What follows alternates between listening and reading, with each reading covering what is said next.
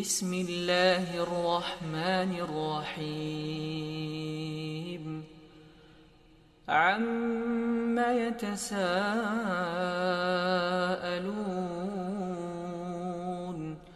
عن النبأ العظيم الذي هم فيه مختلفون كلا سيعلمون ثم كلا سيعلمون ألم نجعل الأرض مهادا والجبال أوتادا وخلقناكم أزواجا وجعلنا نومكم سباتا وجعلنا الليل لباسا وجعلنا النهار معاشا وبنينا فوقكم سبعا شدادا وجعلنا سراجا وهاجا وأنزلنا من المعصرات ماء ثجاجا لنخرج به حبا ونباتا وجنات ألفافا إن يوم الفصل كان ميقاتا يوم ينفخ في الصور فتأتون أفواجا وفتحت السماء فكانت أبوابا وسيرت الجبال فكانت سرابا إن جهنم كانت مرصادا للطاغين مآبا لابثين فيها أحقابا لا يذوقون فيها بردا ولا شرابا إلا حميما وغساقا جزاء وفاقا إنهم كانوا لا يرجون حسابا وكذبوا بآياتنا كذابا وكل شيء أحصيناه كتابا فذوقوا فلن نزيدكم إلا عذابا إن للمتقين مفازا حدائق وأعنابا وكواعب أترابا وكأسا دهاقا لا يسمعون فيها لغوا ولا كذابا جزاء من ربك عطاء حسابا رب السماوات والأرض وما بينهما الرحمن لا يملكون منه خطابا يوم يقوم الروح والملائكة صفا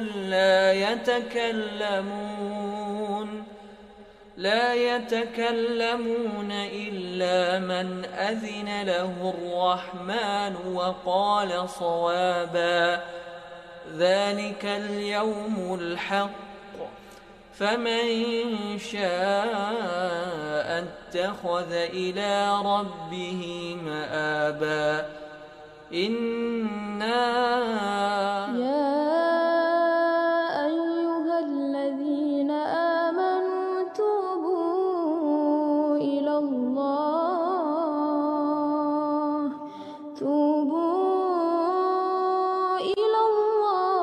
ini di malam Ahad. Di malam Ahad yang pertama di bulan Sya'ban 1444 Hijriah. Sekarang kita sudah masuk di malam yang kelima di bulan Sya'ban 1444 Hijriah. Dengan izin Allah dan taufiknya, kembali kita berkesempatan untuk hadir bermajlis melanjutkan kajian kita pembahasan hadis-hadis dari Nabi kita yang tercinta Rasulullah Muhammad sallallahu alaihi wasallam. Hadis-hadis beliau yang dikumpulkan oleh Al-Imam Abu Zakaria Yahya bin Sharaf An-Nawawi rahimahullahu taala dalam buku beliau yang terkenal yaitu kitab Riyadus Shalihin min kalam Sayyidil Mursalin. Riyadus Shalihin, kebun atau tamannya orang-orang soleh, min kalami Sayyidil Mursalin, yang berisikan sabda dari pemimpin para rasul, yaitu Nabi kita Muhammad sallallahu alaihi wasallam. Hadirin sekalian, pada pembahasan kita yang paling terakhir kita sudah menyelesaikan bab yang ke-214, yaitu bab tentang hal-hal yang berkaitan dengan Lailatul Qadar, ya. Bab yang berkaitan dengan Lailatul Qadar.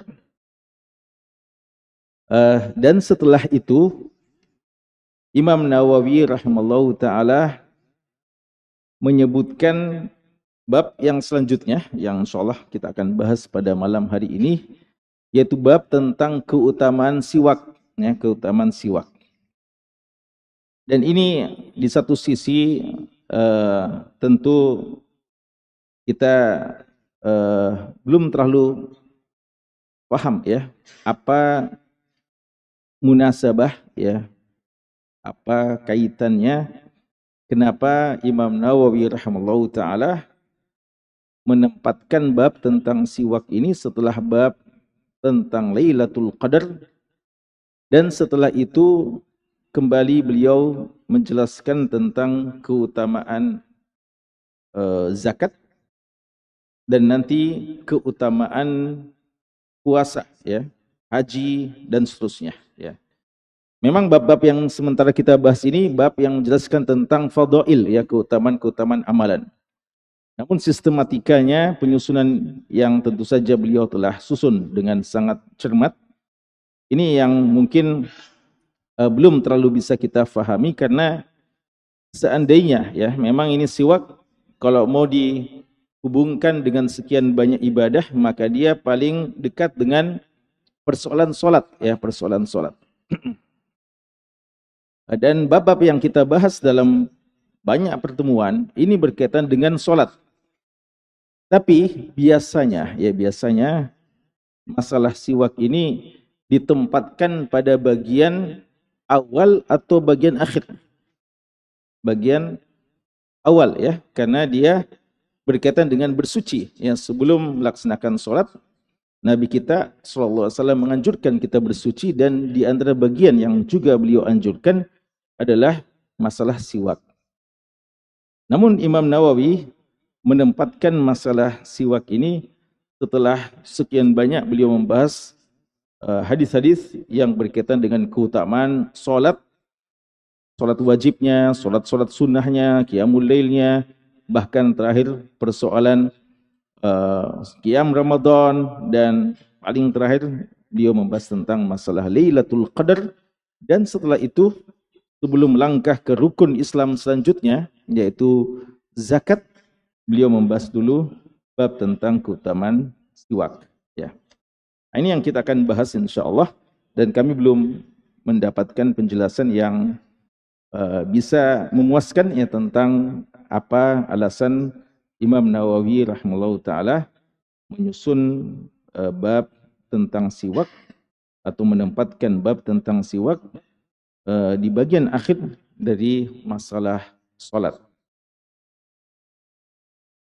Bab yang ke-215, babun fadlu siwaki wa khisal al-fitrah. Bab tentang keutamaan siwak dan tentang beberapa hal-hal yang merupakan fitrah, ya. Dan ini akan ada pembahasan khusus nanti bagian-bagian akhir, ya. Jadi kalau kita mau lihat bab ini terbagi dua secara umum.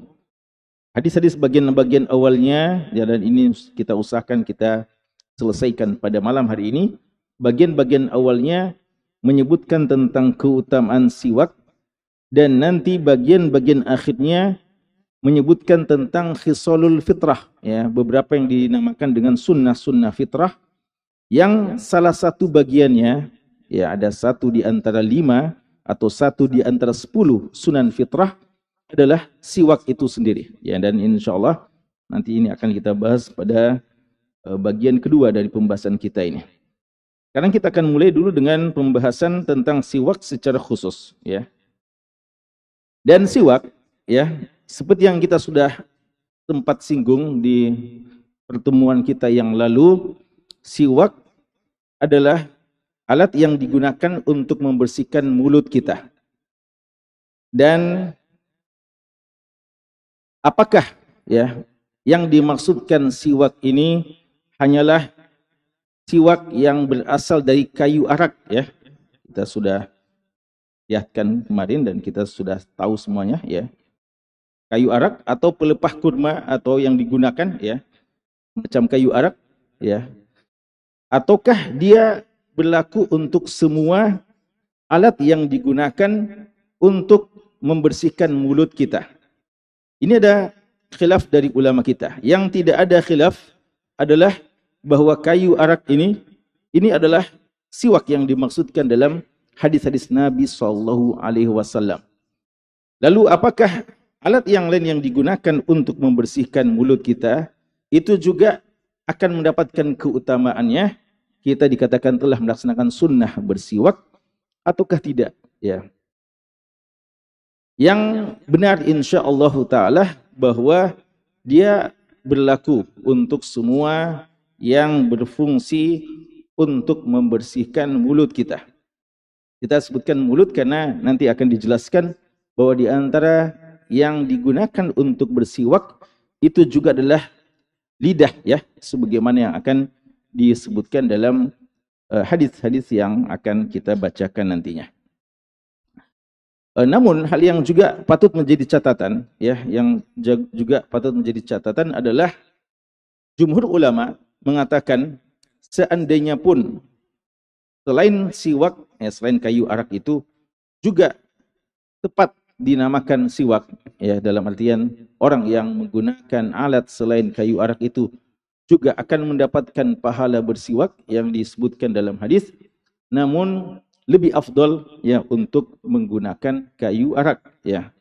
Itu pendapat dari banyak ulama kita, ya, kecuali mungkin dari kalangan Hanabilah yang menyebutkan juga berlaku untuk yang lainnya. Dan sebagian ulama mengatakan sama saja, ya. Di antaranya di kalangan mutaakhirin, Syekh Muhammad bin Shalih Al-Utsaimin rahimallahu taala bahkan mengatakan sikat gigi yang ada saat sekarang ini sudah mewakili siwak yang pernah digunakan pada masa lalu dan sama saja, ya, fungsinya, sehingga keutamaan-keutamaannya bisa didapatkan secara sempurna, ya. Karena itu hal itu bisa digunakan sebagai pengganti. Bahkan kata beliau, dan ini juga ada khilaf di kalangan ulama kita, bahkan kata beliau, alat apa saja yang digunakan, entah kayu arak itu atau sikat gigi yang biasa kita gunakan, atau kalau tidak ada, apa saja dari kain-kain pun, ya, khilqah bisa digunakan, ya, untuk membersihkan. Bahkan kalau tidak ada asabi', ya, jari jemari kita ini bisa digunakan, ya.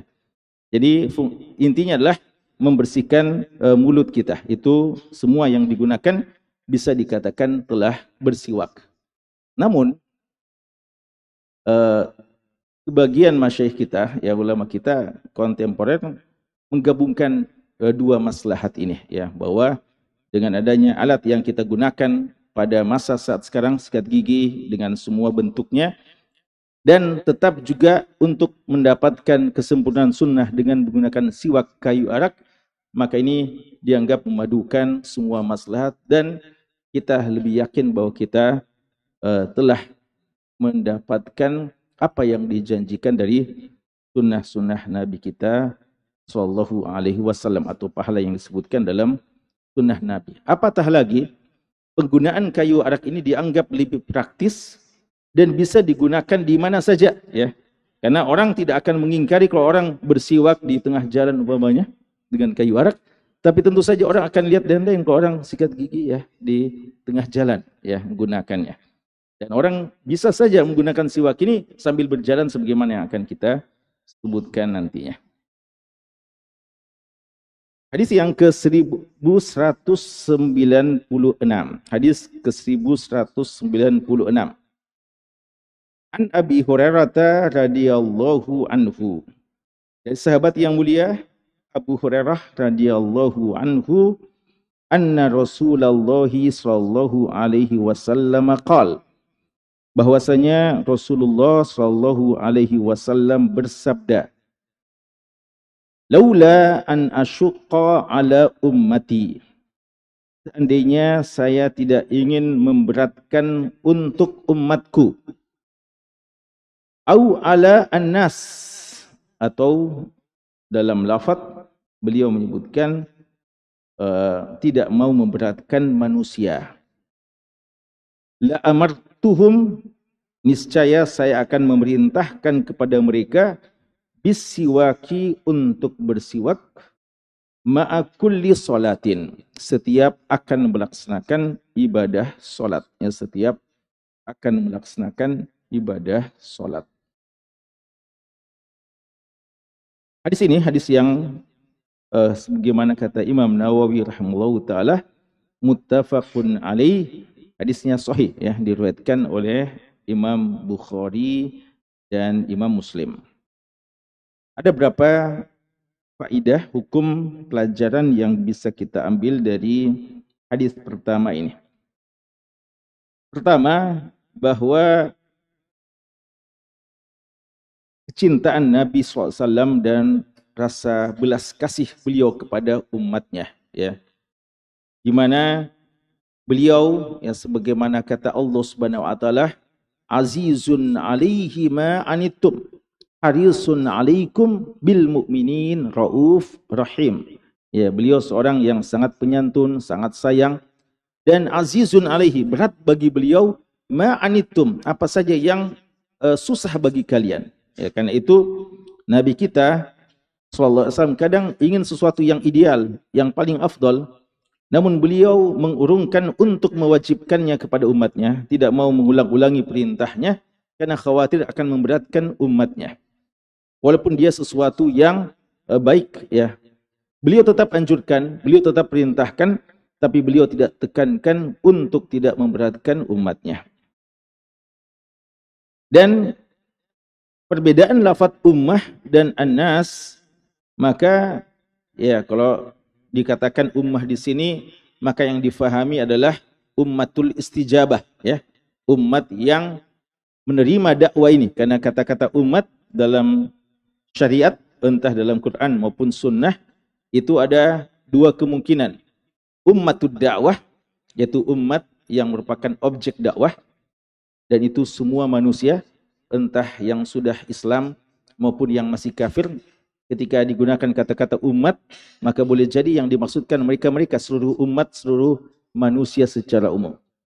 Dan kadang penggunaan umat itu berlaku khusus untuk ummatul istijabah, yaitu umat yang sudah menjawab dakwah Nabi SAW, yang sudah masuk Islam. Umat beliau, umat Islam maksudnya.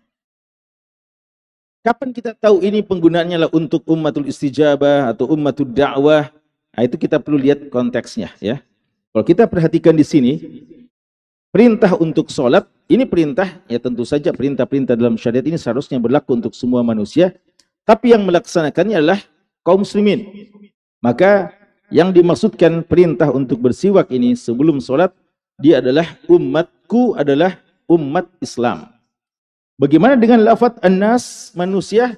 Maka kita katakan manusia juga kadang dimaksudkan manusia secara umum dan kadang dimaksudkan manusia secara khusus. Ya, karena umat Islam juga manusia. Oleh karena itu Nabi kita sallallahu alaihi wasallam dalam khutbah-khutbah beliau, ketika beliau berkhutbah, nida yang beliau gunakan, panggilan yang beliau gunakan kepada para pendengar pada saat beliau khutbah Jumat dan yang lainnya, ayyuhan nas, wahai sekalian manusia.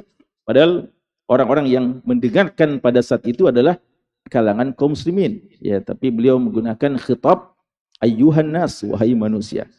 Maka ya difahami di sini ya adalah yang beliau maksudkan umat beliau, umat Islam yang telah menerima dakwah beliau dan telah menyatakan keimanannya. Apa yang beliau mau perintahkan kepada kita? Beliau mengatakan la amartuhum bisiwak. Tentu saya akan memerintahkannya untuk bersiwak. Hadis ini dijadikan dalil oleh ulama usul fiqh kita, para usuliyun, ulama usul fiqh, untuk menetapkan kaidah yang mengatakan bahwa hukum asal dari perintah adalah wajib. Ya, al-aslu fil amri al-wujub. Asal dari perintah itu wajib. Kenapa asal dari perintah wajib? Artinya karena Nabi kita mengatakan, seandainya saya tidak memberatkan umatku, maka saya akan perintahkan untuk bersiwak. Berarti ketika beliau sudah perintahkan, maka tidak ada jalan lain bagi mereka kecuali melaksanakannya. Ya. Maka beliau urungkan niatan itu. Beliau tidak mau perintahkan, karena kapan beliau perintahkan, maka sudah harus mereka lakukan. Ya, berarti hukum asal dari perintah itu adalah wajib sampai adanya dalil yang menunjukkan dia tidak wajib. Ya, sampai adanya dalil-dalil yang lain yang memalingkan dari hukum wajibnya itu. Ya.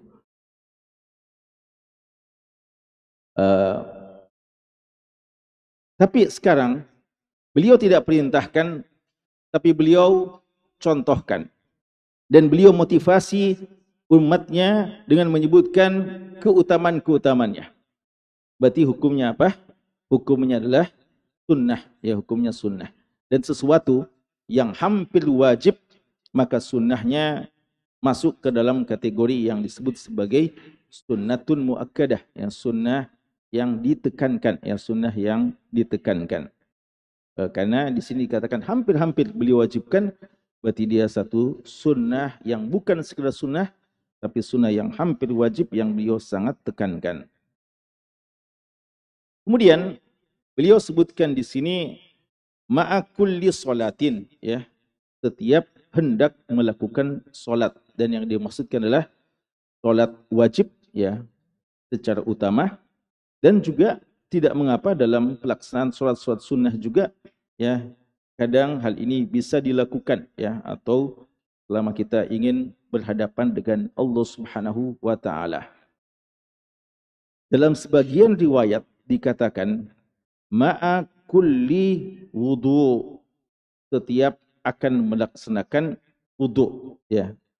Oleh karenanya sebagian ulama kita menyebutkan ketika kita ingin solat, ketika kita ingin wudu, ya, di antara bagian-bagian yang perlu untuk kita lakukan, ya, ketika kita ingin bersih-bersih, juga di antaranya bersiwak, ya, atau membersihkan mulut kita secara umum. Ini ya, beberapa hal terkait dengan hadis yang pertama. Kemudian hadis yang berikutnya, hadis Hudzaifah radhiyallahu anhu, ya, kita berusaha untuk mengambil, ya, sebanyak mungkin hadis, ya, kan ada berapa hadis sampai nanti pembahasan tentang fitrah, ya.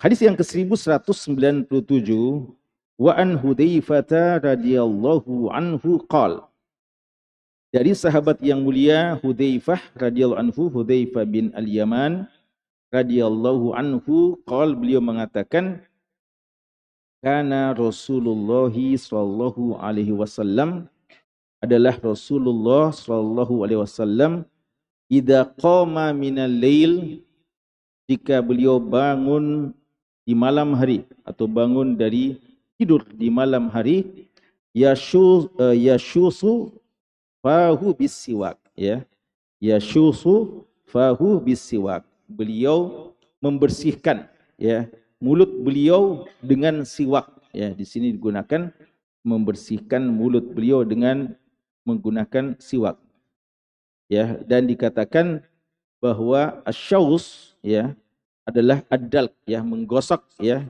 mulut beliau, membersihkan mulut beliau ya, gigi dan lidah beliau dengan siwak itu. Apa pelajaran yang bisa kita ambil dari hadis kedua ini?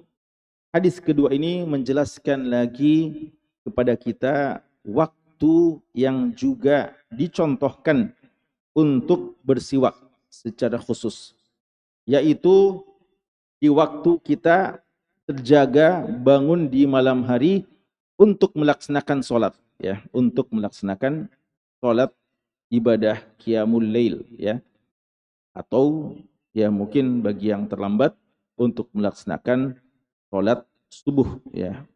Ulama kita mengatakan hikmahnya jelas karena pada saat kita bangun dari tidur kita, ini keadaan di mana perlu ya untuk membersihkan mulut kita karena ya perpindahan ya posisi dan keadaan dari tidur pada bangun itu tentu saja yang menjadikan perubahan dari mulut kita, karena itu memerlukan untuk dibersihkan mulut kita dengan siwak itu. Berarti selain ya waktu untuk sholat, maka ini juga waktu yang dianjurkan untuk bersiwak. Walaupun kita tidak sholat, ya.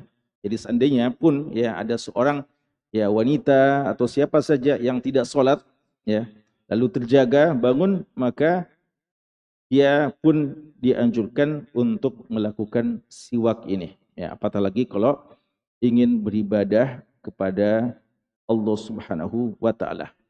Dan dalam riwayat dikatakan beliau dalam bersiwak kadang hatta yatahawwa, ya, sampai beliau karena bersungguh-sungguhnya ya sampai kadang keluar dari suara beliau bagaimana beliau hampir semacam kayak hampir muntah ya, atau ya yatahawwa ya, karena beliau bersungguh-sungguh dalam melakukan siwak tersebut. Nanti gimana teknis yang betul ya, nanti ada dokter kita yang menjelaskan ya. Kemudian jemaah sekalian, ya, dan disebutkan juga ya oleh ulama kita di antara hikmahnya ini adalah bahwa pada saat ya orang di antara hal ya di mana perubahan yang dicontohkan untuk bersiwak itu adalah setiap ada perubahan dalam posisi kita, perubahan kondisi mulut kita, dianjurkan untuk bersiwak walaupun ya itu tidak bisa menghilangkan bau tersebut ya. Contoh dalam persoalan puasa umpamanya ya, persoalan puasa. Di antara hadis-hadis yang menjelaskan tentang keutamaan puasa, bahwa mulut orang yang berpuasa itu dia indallah, di sisi Allah, dia atyabu min rihil misk, lebih harum daripada bau misk ya, bau misk. Karena hal itu terjadi disebabkan dia melakukan ketaatan kepada Allah. Dan suatu hal yang kadang dianggap kurang baik, namun ketika itu dilakukan karena Allah, justru menjadi terpuji. Ya, oleh karena itu bau amis dari darah yang biasa kita rasakan, namun ketika itu terjadi bagi mereka-mereka yang memperjuangkan agama ini fi sabilillah, maka darah itu menjadi mulia di sisi Allah dan nanti kelak akan dibangkitkan dalam keadaan harum, lebih harum dari bau misk. Ya. Demikian pula pakaian yang seharusnya kita bersih, menjaga kebersihannya. Namun jika saja kita dalam jihad fisabilillah atau orang yang melakukan haji, wukuf di Arafah, sehingga berdebu pakaian mereka, agak acak-acakan rambut mereka dalam melakukan ibadah, itu justru dibangga-banggakan oleh Allah Subhanahu wa taala. Lalu kalau memang ya mulut orang yang berpuasa itu lebih harum di sisi Allah dari bau misk, apakah hal itu berarti Ya, berarti tidak lagi dianjurkan untuk bersiwak pada saat kita berpuasa. Ulama menyebutkan tetap dianjurkan. Yang ada khilaf adalah setelah siang hari, ya, setelah siang hari. Apakah tetap dianjurkan atau tidak? Namun yang sahih insyaallah hukum asalnya tetap dianjurkan dan tidak ada hadis yang sahih yang melarang, sebagaimana juga tidak ada hadis yang sahih yang menganjurkannya, ya, secara khusus. Adapun dalil yang digunakan adalah keumuman dalil anjuran untuk bersiwak setiap akan melaksanakan solat. Berarti walaupun dalam keadaan berpuasa, dengan catatan penting berhati-hati tidak sampai melakukan sesuatu yang bisa menjadikan dia minum atau mengonsumsi sesuatu pada saat dia bersiwak itu. Ya.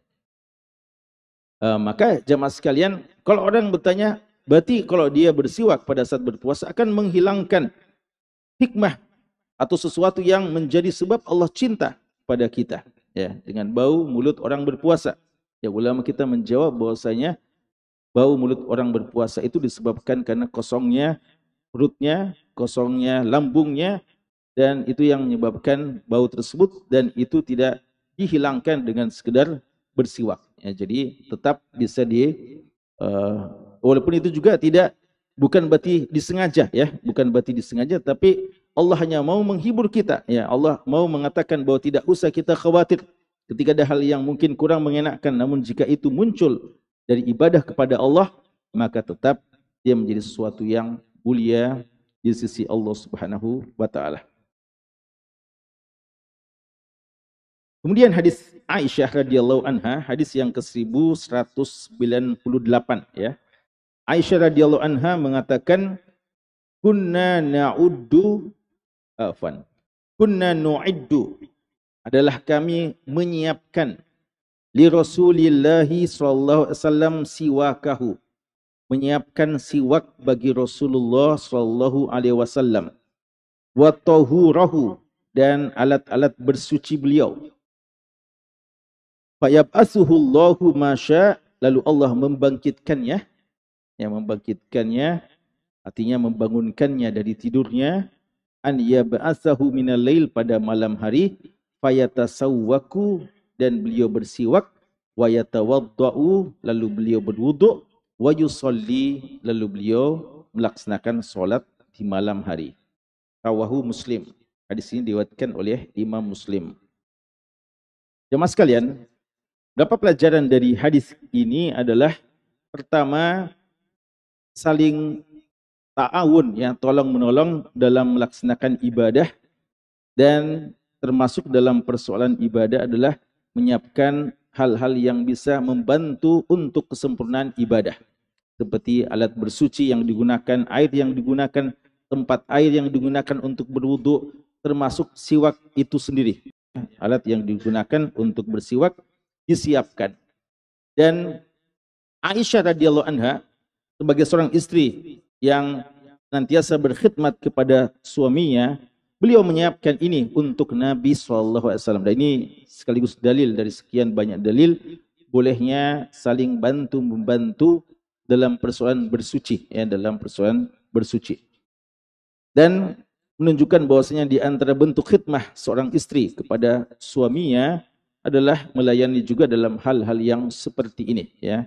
Ini tentu saja khilaf tentang kewajiban apa saja yang wajib bagi seorang istri terhadap suaminya, ya. Namun kalau kita melihat contoh teladan dari wanita-wanita di masa itu, apatah lagi yang dicontohkan oleh istri si Nabi SAW, maka kita fahami bahwa mereka mencontohkan pelayanan kepada Nabi bukan cuma di ranjangnya saja, ya, bukan untuk urusan di kamar saja, tapi lebih dari itu hal-hal yang juga merupakan bentuk membantu, ya, seorang suami dalam melakukan tugas-tugasnya dan dalam mengonsumsi makanan yang dibutuhkan dan yang semacamnya, pakaian, itu juga adalah bagian khidmah yang seharusnya dilakukan oleh istri kepada suaminya.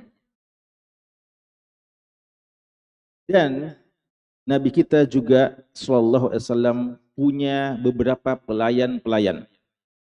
Sahabat-sahabat Nabi sallallahu alaihi wasallam yang melayani kebutuhan beliau. Di antaranya adalah sahabat yang mulia Abdullah bin Mas'ud radhiyallahu anhu. Ya, ada sahabat Anas bin Malik yang punya takhasus dalam urusan-urusan keluar, ya, biasa ditugaskan oleh Nabi sallallahu alaihi wasallam. Ada juga Zaid bin Harithah, ya. Ada juga Thauban, dan di antara sahabat yang paling terkenal yang juga pelayan Nabi kita sallallahu alaihi wasallam adalah Abdullah bin Mas'ud. Apa tugasnya Abdullah bin Mas'ud? Disebutkan oleh Ibnu Qayyim al-Jauziyah rahimahullahu taala dalam Zadul Ma'ad, dan yang lainnya juga menyebutkan bahwa di antara kekhususan Abdullah bin Mas'ud membawakan sendal Rasulullah dan membawakan bantal Rasulullah dan membawakan siwak bagi Nabi sallallahu alaihi wasallam. Jadi ya, mereka tahu betul perhatian Nabi terhadap masalah siwak ini, sehingga istri beliau Aisyah dan juga sebagian sahabat beliau, di antaranya pelayan beliau Abdullah bin Mas'ud, menyiapkan hal ini untuk Nabi sallallahu alaihi wasallam. Kemudian hadis ini juga menjelaskan kepada kita takbir ungkapan yang disebutkan oleh Aisyah bahwa dibangkitkan oleh Allah. Ya, kata-kata kita dibangunkan pada saat kita tidur itu dibangkitkan oleh Allah Subhanahu wa taala. Dan ini sudah kita sebutkan karena tidur adalah saudara dari mati, dan orang-orang yang bangun pada hakikatnya dibangunkan oleh Allah Subhanahu wa taala. Makanya sunnah kita membaca alhamdulillahilladzi ahyana, yang menghidupkan kita. Apakah berarti ada orang-orang yang Allah tidak inginkan untuk dibangunkan, ya, ketika dia bangun terlambat atau tidak bangun sama sekali, ya, ketika seharusnya dia bangun untuk melaksanakan ibadah, maka kita katakan iya.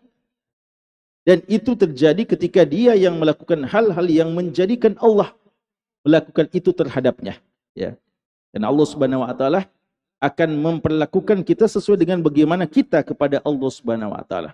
Fadhkuruni adzkurkum. Ya. Ingatlah Allah, Allah juga akan mengingat kita, mengingat kalian. Tapi kata Allah juga nasullaha fanasiyahum. Mereka lupa kepada Allah, maka Allah juga lupa dan membiarkan mereka. Ya. Sufyan Ats-Tsauri ditanya, kenapa kita kadang sudah mempersiapkan segala sesuatu untuk bisa bangun sholat lail, tapi tidak bisa bangun. Ya. Apa yang kita harus lakukan? Ya. Atau Hasan Al-Basri, ya, ditanya seperti itu. Beliau mengatakan, la ta'sihi bin nahari yuqimuka baina yadayhi fil laili. Ya. La ta'sihi bin nahar. Jangan kamu bermaksiat kepadanya di siang hari. Yuqimuka baina yadayhi fil lail. Dia akan membangunkan kamu di malam hari, berhadapan dengannya pada malam hari. Ya. Itu ada kata-kata yuqimu, dia akan membangkitkan. Ya. Maka di sini Aisyah mengatakan Allah membangunkan nabinya sesuai dengan yang dikehendaki oleh Allah. Allah berkehendak, namun ada juga usaha dari kita. Ini penting, ya, catatan penting. Bahwa jangan mengatakan saya sudah berkehendak tapi tidak sungguh-sungguh. Ya, Allah mengatakan bahwa wa ma tasyauna illa ayyasha Allahu rabbul alamin. Allah Subhanahu wa taala mengatakan bahwasanya yang akan terjadi adalah masyiah Allah, tapi Allah juga mengisbat adanya masyiah, kehendak dari kita. Ya, maka perlu ada dua, yaitu kita juga berkehendak, dan kehendak kita ini dibuktikan dengan upaya-upaya, lalu Allah Subhanahu wa taala memberikan taufik kepada kita. Dan Allah Maha tahu siapa yang sungguh-sungguh dan siapa yang hanya bermain-main dan tidak memiliki keseriusan dalam melakukan ibadah tersebut. Taufik Allah akan berikan kepada orang yang bersungguh-sungguh untuk melakukan ibadah kepadanya. Kemudian di antara pelajaran yang bisa kita ambil dari hadis ini adalah ini di antara sunnah yang pertama yang beliau lakukan, bersiwak, ya. Tentunya ada rentetan sunnah sebelumnya, ada baca doa, ya, ada wudhu dan sebagainya. Tapi ternyata di sini disebutkan sebagaimana yang kita katakan tadi, fayatasawwak wa yatawadda wa yusalli. Ya. Salat didahului dengan wudhu dan wudhu didahului dengan siwak, ya. Maka, ya, inda kulli shalah ay inda kulli wudhu, ya, bahwa dianjurkan sebelum kita berwudhu, ya, kita melakukan siwak ini. Dan dalam hadis yang lainnya, ya, hadis yang diriwayatkan Anas bin Malik, ya, Nabi SAW mengatakan, aksartu alaikum fis siwak, rawal Bukhari. Saya, ya, beliau merasa, ya ini karena rasa sayang beliau kepada umatnya, beliau merasa tidak enak karena selalu ingatkan kepada sahabatnya, kepada umatnya akan hal ini. Sampai-sampai beliau mengatakan, mungkin kalian merasa aksartu alaikum, saya sudah terlalu sering ya mengingatkan, menyampaikan masalah ini.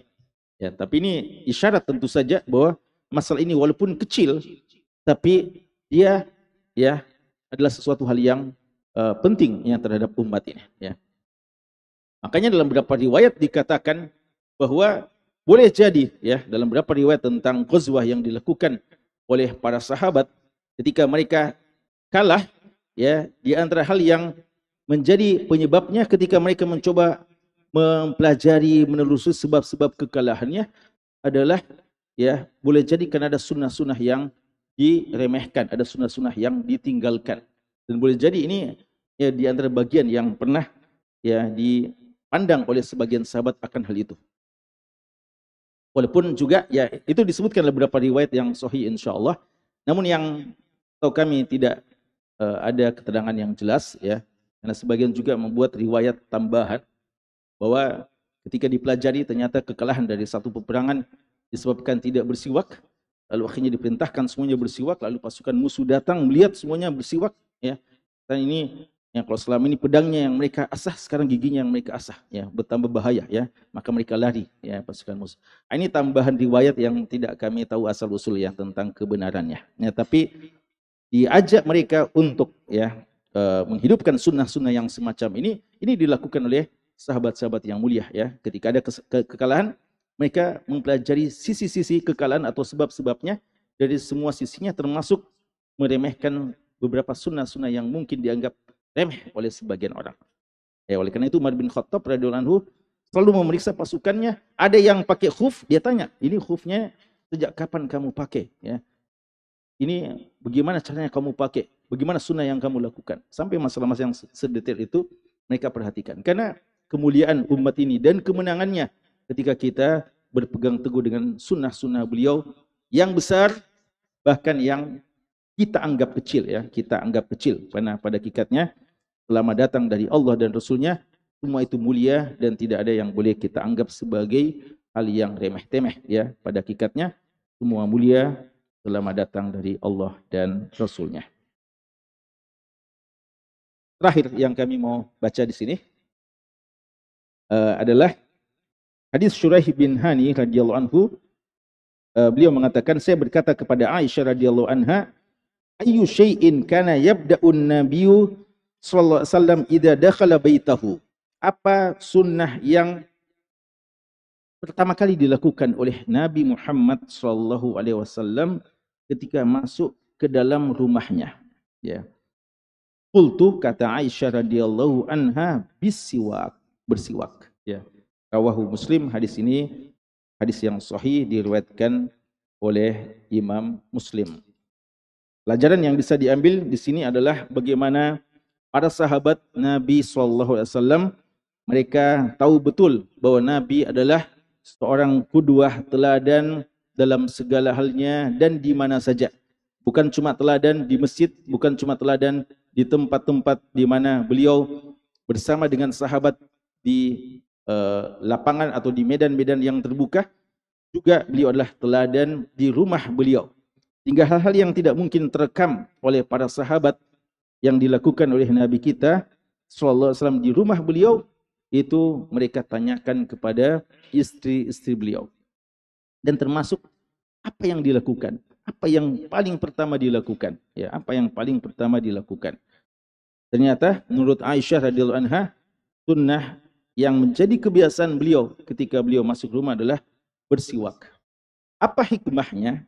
Ya, kalau kita baca dalam buku-buku ulama kita, utamanya dalam masalah muasyarah zaujain, muasyarah zaujiyah, mereka menyebutkan karena ketika masuk dalam rumah akan berjumpa dengan istrinya, dan ya suami ya tentu saja ingin agar sang istri selalu bersiap untuk berhias untuknya, maka sebagaimana kata Abdullah bin Abbas radhiyallahu anhu, inni la uhibbu an atazayyan limraati kama uhibbu an tatazayyana li. Saya suka jika saya berhias kepada istri saya karena Saya suka juga dia jika selalu berhias, berpenampilan yang terbaik untukku. Ya, maka di antara hal yang diperhatikan adalah kebersihan seluruh tubuh kita, dan di antaranya adalah kebersihan mulut kita dalam siwak ini. Dan ini menunjukkan bahwa dia suatu hal yang penting karena beliau mendahului dengan ini. Dan sebagaimana yang kita sebutkan yang lalu, walaupun tidak disebutkan dalam kitab ini, adalah Nabi kita SAW menjadikan siwak ini sebagai salah satu sunnah yang paling terakhir beliau lakukan. Karena menjelang kematian beliau, beliau di atas pembaringan dan orang-orang pada menziarahi beliau dengan berbagai macam bentuknya dan berbagai macam yang mereka datang dengannya, tapi tidak ada yang menarik perhatian beliau melebihi perhatian beliau kepada Abdurrahman bin Abi Bakar radhiyallahu anhuma yang masuk ke rumah Aisyah dalam keadaan bersiwak. Ya, Nabi langsung menatap terus Abdurrahman bin Abi Bakar, ya, saudara dari Aisyah. Aisyah langsung bisa menangkap keinginan Rasulullah SAW, maka beliau minta ya siwak itu kepada lalu ditanya mau, lalu beliau mengisyaratkan, lalu diminta siwak itu, lalu dipotongkan ya bagiannya, lalu diserahkan kepada Nabi SAW dan beliau bersiwak. Bahkan Aisyah mengatakan, saya tidak pernah melihat beliau bersiwak lebih baik daripada hari itu ya menjelang kematian beliau. Ya, ini menunjukkan perhatian beliau kepada sunnah yang mulia ini. Maka tidak pantas ya kalau kita menertawakan sunnah ini, melecehkannya dan menganggap suatu bentuk keterbelakangan dan kata-kata yang kadang kita dengarkan dari orang-orang yang membenci sunnah Nabi SAW. Apatah lagi kalau menggantikannya dengan yang lebih tidak baik ya. Dulu-dulu para penuntut ilmu itu disebutkan dalam buku-buku penuntut ilmu ya. Mereka itu kalau di telinga mereka ada dua kemungkinan ya. Pulpen yang mereka gunakan untuk menulis dan siwak ya, siwak ya. Sekarang sudah diganti ya. Mungkin rokok orang gunakan ya. Yang diistilahkan bagi sebagian, ini istilah tidak tepat juga mungkin istilahnya. Ada sebagian yang benci sekali dengan rokok mengatakan rokok itu siwaknya Firaun ya, siwaknya Firaun. Jadi yang disimpan di sini itu mungkin istilah yang patut diperdebatkan ya. Tapi istilah intinya bahwa ya ada siwak di sini ya, atau di mana saya ditempatkan itu lebih mulia daripada hal-hal yang tidak disunnahkan, lalu kadang dilecehkan sunnah-sunnah Nabi, lalu dibanggakan hal yang justru mungkin dibenci oleh Nabi kita sallallahu alaihi wasallam. Wallahu taala alam. Wassallallahu ala nabiyina Muhammad wa alihi washabbihi wasallam. Wa akhiru da'wana alhamdulillahi rabbil alamin. يا أيها الذين